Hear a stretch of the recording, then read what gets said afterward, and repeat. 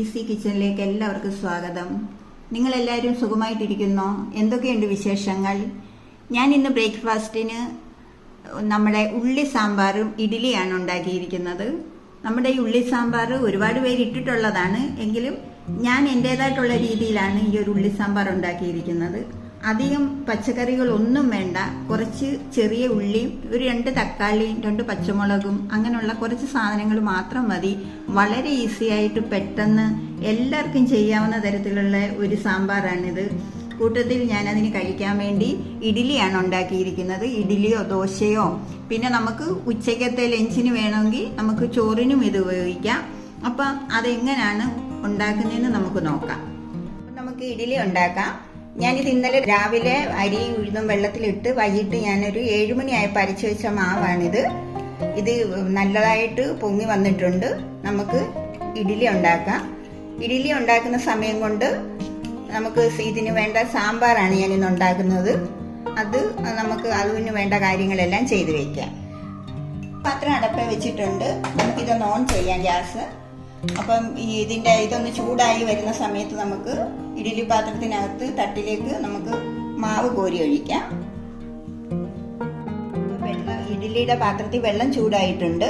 നമുക്ക് ഈ ഇഡ്ഡലി പാത്രത്തിനകത്തോട്ട് നമ്മൾ ഇഡ്ഡലി ഉണ്ടാക്കുന്ന ഈ തട്ടിലേക്ക് കുറച്ച് എണ്ണ ഒഴിക്കണം.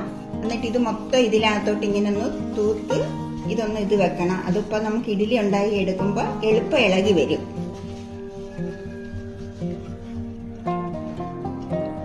നമ്മൾ ഇഡ്ഡലി മാവ് ഇതിനകത്തോട്ട് ഒഴിക്കാൻ പോവാണ്. ഒരു തവി മാവാണ് ഞാൻ ഇതിനകത്തോട്ട് ഒഴിക്കുന്നത്.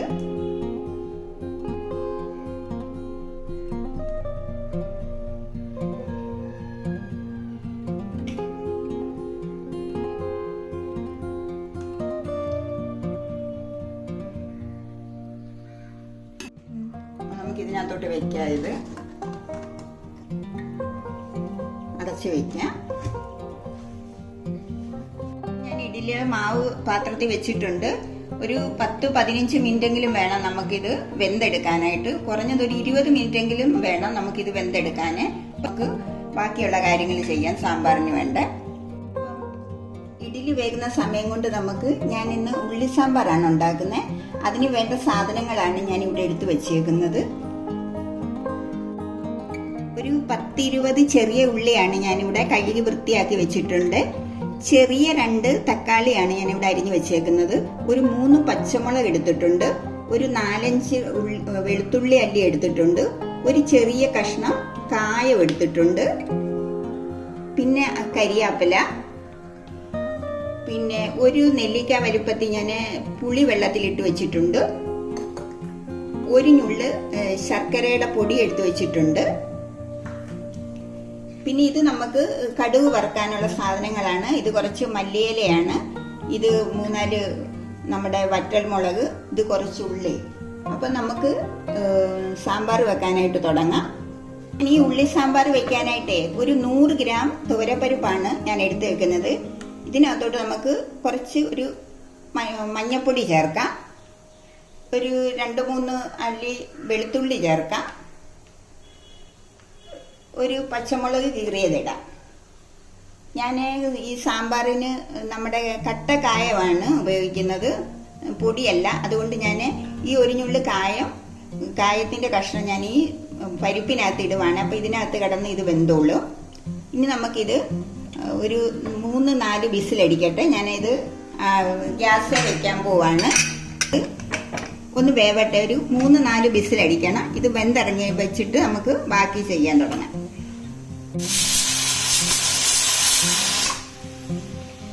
അപ്പം 4 വിസിലായിട്ടുണ്ട്. ഞാനിത് ഗ്യാസ് ഓഫ് ചെയ്യുവാണ്.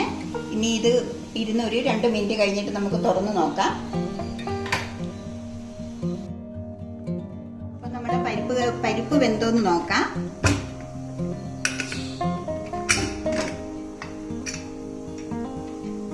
അപ്പം നമ്മുടെ പരിപ്പ് തന്നെ നന്നായിട്ട് വെന്തിരിപ്പുണ്ട്. ഇനി നമുക്ക് സാമ്പാർ വെക്കാനുള്ള പാത്രം അടപ്പേ വയ്ക്കാം. ഈ സമയം കൊണ്ട് നമുക്ക് നമ്മുടെ ഇഡ്ഡലി നോക്കാം. അപ്പൊ ഈ പരിപ്പ് വെന്ത സമയം കൊണ്ട് നമ്മുടെ ഇഡ്ഡലിയും നല്ല സോഫ്റ്റ് ആയിട്ടുള്ള ഇഡ്ഡലി വെന്തിരിപ്പുണ്ട്. നമുക്കിനി സാമ്പാർ വെക്കാനും തുടങ്ങാം.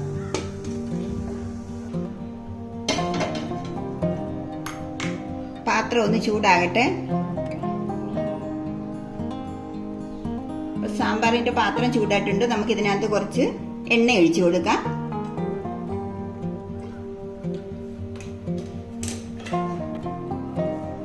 എണ്ണ ചൂടായി വരുമ്പോൾ നമുക്ക് ഇതിനകത്തോട്ട് കുറച്ച് കടുക് ഇട്ട് കൊടുക്കാം.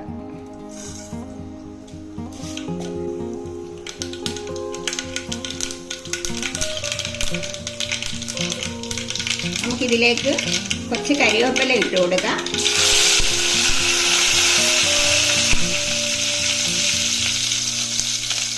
ഞാൻ വെക്കുന്നത് ഉള്ളി സാമ്പാറാണ്, നമ്മുടെ ചുമന്നുള്ളി കൊണ്ടുള്ള. അപ്പം നമുക്കിതൊന്ന് വഴറ്റി കൊടുക്കാൻ.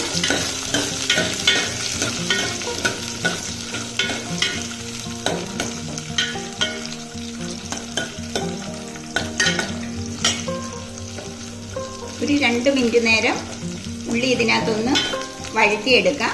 എന്നിട്ട് നമുക്ക് ബാക്കിയുള്ള ചേരുവകൾ ചേർക്കാം.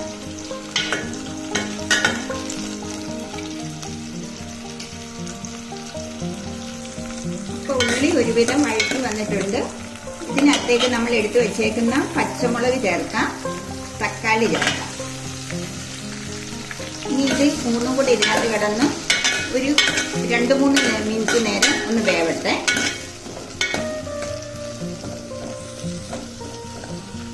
തക്കാളിയൊക്കെ ഇതിനകത്ത് കിടന്ന് ഉടഞ്ഞൊന്ന് വേവട്ടെ, ഒരു 2-3 മിനിറ്റ് നേരം.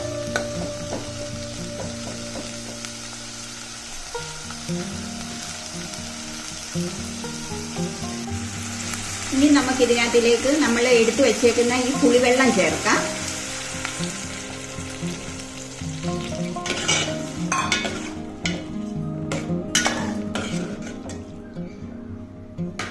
കുറച്ച് ഉപ്പ് ചേർക്കാം. ഉപ്പ് നമ്മൾ നോക്കി വേണം ചേർക്കേണ്ടത് ആവശ്യത്തിന്.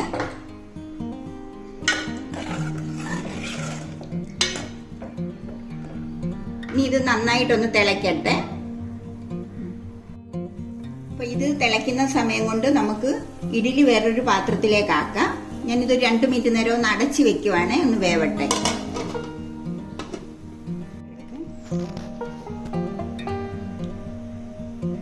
അപ്പം നമ്മുടെ ഇഡ്ഡലി റെഡി ആയിട്ടുണ്ട്. ഇതൊന്ന് തണുക്കട്ടെ, എന്നിട്ട് വേണം നമുക്ക് ഇതിൽ നിന്ന് ഇളക്കി വേറൊരു പാത്രത്തിലേക്ക് ആക്കണ്ടേ. ആ സമയം കൊണ്ട് നമുക്ക് സാമ്പാറിന്റെ കാര്യങ്ങൾ നോക്കാം. അപ്പൊ നമുക്ക് ഈ ഉള്ളി വെന്തോ നോക്കാം. അപ്പൊ അങ്ങനെ നമുക്ക് ഇനി ഇതിനകത്തോട്ട് സാമ്പാർ പൊടി ചേർക്കാം. ഞാൻ ഇതിനകത്ത് സാമ്പാർ പൊടി മാത്രമാണ് ചേർക്കുന്നത്, വേറെ ഒന്നും ചേർക്കുന്നില്ല. നമ്മൾ പരിപ്പ് വേവിച്ചപ്പോൾ ആവശ്യത്തിന് മഞ്ഞൾപ്പൊടി ചേർത്തിട്ടുണ്ട്. അപ്പൊ ഞാനൊരു 2 ടേബിൾ സ്പൂൺ സാമ്പാർ പൊടിയാണ് ഇതിനകത്ത് ചേർക്കുന്നത്.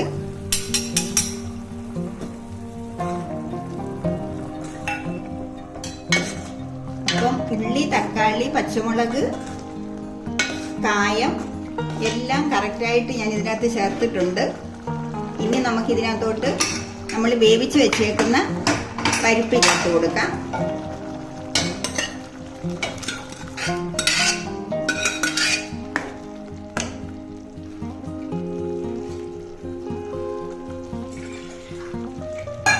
കുറച്ച് വെള്ളം കൂടെ ചേർക്കുവാണ്.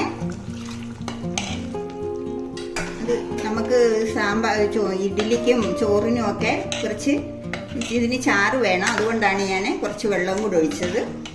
ഇതിപ്പം ആവശ്യത്തിന് എല്ലാം ആയിട്ടുണ്ട്. നമുക്ക് നോക്കാം.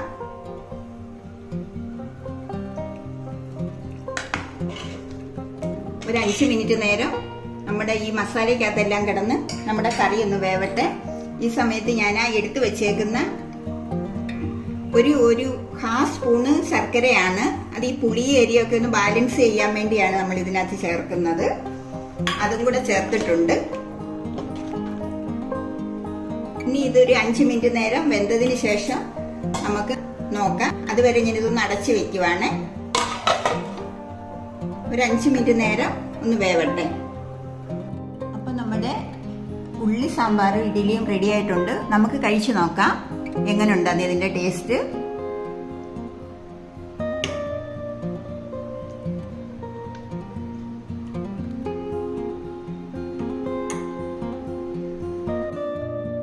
ഇഡ്ഡലി നന്നായിട്ടുണ്ട് വന്നിട്ടുണ്ട്. നല്ല സോഫ്റ്റ് ആയിട്ടുള്ള ഇഡ്ഡലിയാണ്.